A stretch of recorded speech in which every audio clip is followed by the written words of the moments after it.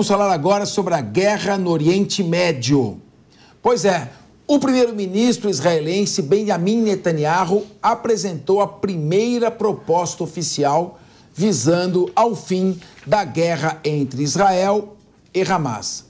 Vamos acionar agora ele, sempre ele, nosso correspondente internacional, o homem que mais viaja no mundo, Luca Bassani, que sobreviveu à sua viagem da Ucrânia e agora fala direto da Alemanha. Quem tem os detalhes desse plano? Boa noite, Luca. Qual é a proposta, então, para Gaza e Cisjordânia? Estou curioso, embora desconfiado. Boa tarde a você, Capeza, a todos que nos acompanham. Hoje foi praticamente vazado um documento do Gabinete de Guerra de Israel, de não só Benjamin Netanyahu, mas tantos outros ministros que fazem parte dessa comissão para tentar acabar o mais rápido possível com a guerra dentro da faixa de Gaza.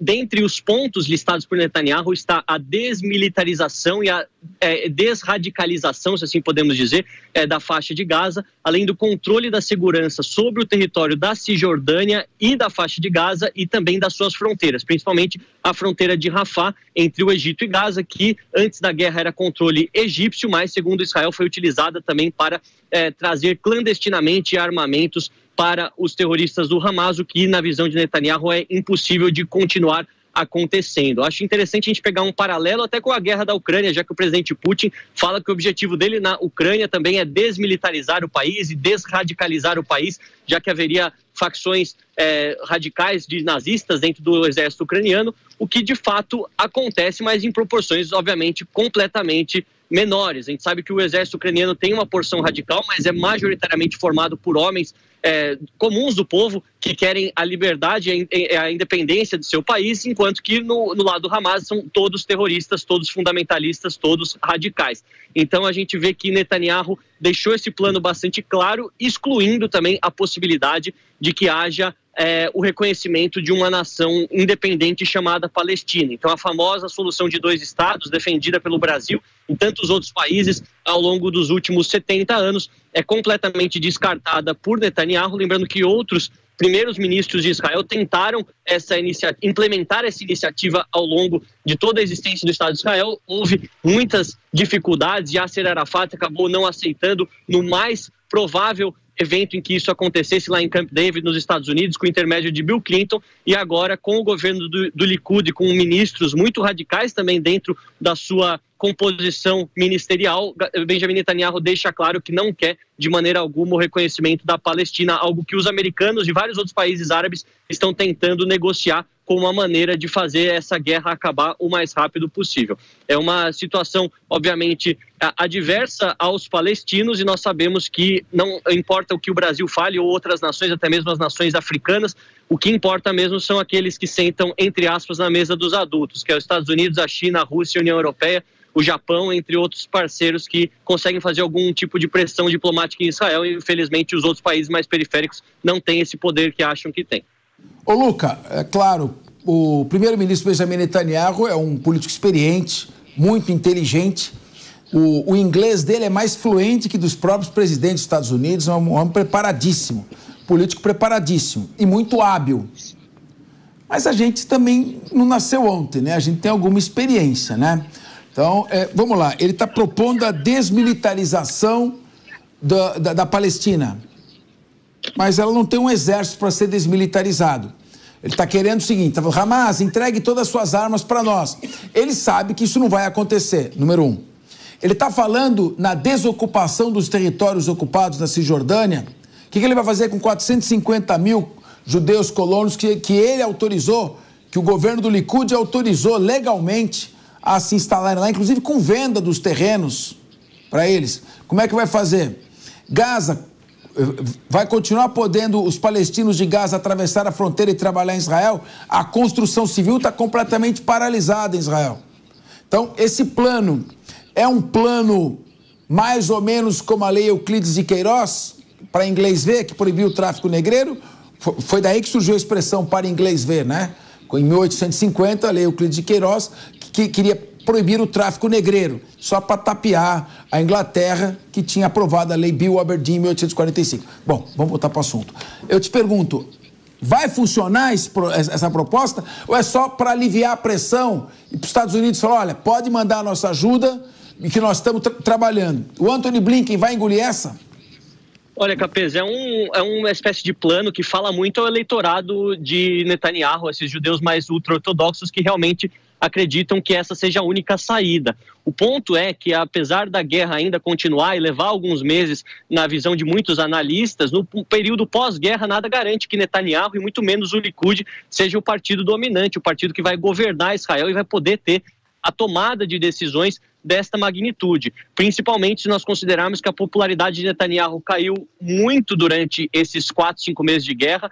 Mais de 80% dos israelenses não aprovam a sua continuação no cargo, seja durante a guerra, seja no final da guerra. Então, essas decisões, muitas vezes, nós estamos aqui discutindo, mas não caberão a Netanyahu ter a caneta em suas mãos para fazer com que elas se efetivem. Eu acredito que muitas dessas propostas são, de fato, irrealizáveis, como você colocou.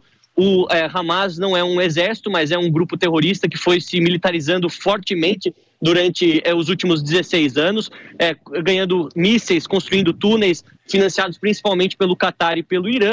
E agora pode ser que em uma eventual derrota do Hamas, o que é o mais provável, um outro grupo fundamentalista surge exatamente com essas mágoas, com essas mazelas criadas pela guerra e pela destruição da infraestrutura causada pelo exército de Benjamin Netanyahu. Então, eu acredito que é muito utópico a gente falar disso por enquanto, mas acabou tendo a repercussão por se tratar, de fato, da primeira vez que abertamente esse plano pós-guerra foi divulgado à imprensa. Nós sabemos que isso dependerá do término da guerra, que não tem prazo para acabar por enquanto.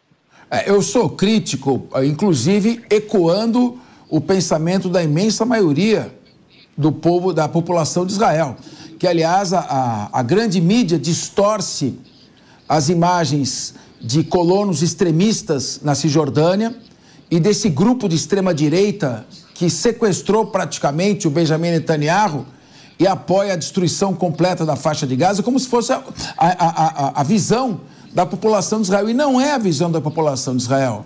É uma visão democrática que espelha os acordos de Oslo de 1993, a visão de Shimon Peres, de Yitzhak Rabin. E Israel não é representante, esse grupo não representa o pensamento judaico, a religião judaica, a visão que tem a população de Israel de paz. E esse a gente tem que falar, porque é aquilo que eu sinto com base na minha experiência. Essa é uma proposta falsa, é uma proposta mentirosa, como foi a proposta apresentada pelo presidente Donald Trump. Eu acho ele muito melhor do que o Joe Biden, mas apresentou também uma proposta falsa para a solução desse conflito que dura desde novembro de 1947 entre árabes e judeus. Muito triste, portanto, tudo isso, e a gente espera, não podemos nunca perder a esperança. Eu prefiro falar agora de um conflito que eu acho que vai terminar antes, pelo menos, porque outra desde 1947 não tem ano para acabar. Rússia e Ucrânia. A ocupação de Avdiivka praticamente consolida o completo domínio da Rússia sobre a região de Donbass. Agora circulou na Ucrânia e nos Estados Unidos uma suposta ordem de Vladimir Putin para atravessar o rio Dnipro e avançar em relação ao oeste da Ucrânia. Pergunto a você, este é um factoide para que a Ucrânia consiga a aprovação do pacote de 61 bilhões de dólares junto ao Congresso americano? Ou efetivamente, pelo que se apurou, existe um fundo de verdade entre a definitiva disposição do exército russo de avançar e finalizar essa guerra? Olha, Capês, é importante a gente mencionar que das 4 regiões que os russos anexaram no papel, eles detêm o controle de 100% apenas de uma, que é Lugansk. Zaporídia, 70% controle russo. Donetsk, que é onde as batalhas acontecem de forma mais intensa ultimamente, onde está Avdiivka, entre 55% e 60% do controle russo. Ou seja, ainda falta conquistar 40% entre cidades muito grandes, inclusive Kramatorsk, essa que segue sob controle ucraniano, apesar dos bombardeios. E a mesma coisa com Kherson, que está lá na volta de 60% em controle dos russos. O objetivo do presidente Putin, obviamente, é atravessar a outra margem do rio Dnipro, mas ele é mais extenso em algumas partes da geografia ucraniana do que outras. Em Kherson, uma cidade que foi reconquistada pelos ucranianos, talvez a única grande vitória de Zelensky desde o começo dessa guerra, há sempre a possibilidade deles tentarem atravessar essa margem e reconquistar a capital de uma província que no papel os russos já consideram deles. Mas se nós olharmos em outros pontos do território ucraniano, seja Cherkasy, seja Kryvyi-Rih, perdão a pronúncia, seja também em Dnipro, a própria cidade quarta maior da Ucrânia, é muito difícil que isso aconteça por hora. Muitos acreditam que seja também algum tipo de pressão que Joe Biden exerça sobre o Congresso para aprovação desses 60 bilhões de dólares que já foram aprovados pelo Senado, mas enquanto não forem ratificados pela Câmara Baixa, não vão poder ser enviados à Ucrânia. Inclusive, Volodymyr Zelensky deu uma entrevista à Fox News, a mais importante mídia americana para os conservadores, dizendo que os ucranianos precisam dessa ajuda o mais rápido possível, porque caso ela não chegue, muitos deles não sobreviverão durante os próximos meses. Então, é uma fala direta aos republicanos, que tem representado o maior entrave para a aprovação dessa medida, mas nós sabemos que mesmo com 60 bilhões, as chances dos ucranianos recuperarem esses territórios são muito baixas. Inclusive, se considerarmos esses 2 primeiros anos de guerra, mais de 100 bilhões de dólares em ajuda e pouco foi reconquistado, que mostra a superioridade militar dos russos nesse aspecto de manter as suas linhas de defesa de maneira bastante forte, bastante difíceis de serem penetradas. Então, com essa viagem do presidente Lula para a Rússia, ele não vai conseguir convencer o Putin a sair da Ucrânia, então, né? Não, brincadeira. Bom, deixa eu fazer uma pergunta. Eu estou vendo passar atrás de você um monte de gente com mala. Você está num centro comercial, você acabou de chegar na Alemanha e está no aeroporto aqui. Tem um monte de gente passando com mala para lá e para cá. Você está em Berlim ou em Munique, você está no aeroporto, você acabou de chegar. Como é que está aí a tua situação? Acabei de chegar, sim, de Varsóvia, diretamente da única possibilidade de voar, né, mais próximo da Ucrânia é para a Polônia, e a partir de lá pegar um transporte terrestre. Eu que voltei de ônibus ontem da Ucrânia para a Polônia, agora peguei o avião de volta para casa, estou aqui no Münchner Flughafen, né, que assim falamos, aeroporto de Munique, onde muitas pessoas estão viajando, indo para cima e para baixo. Eu daqui 3 dias volto para cá para mais uma viagem, mas essa é a vida, assim que nós gostamos sempre na estrada.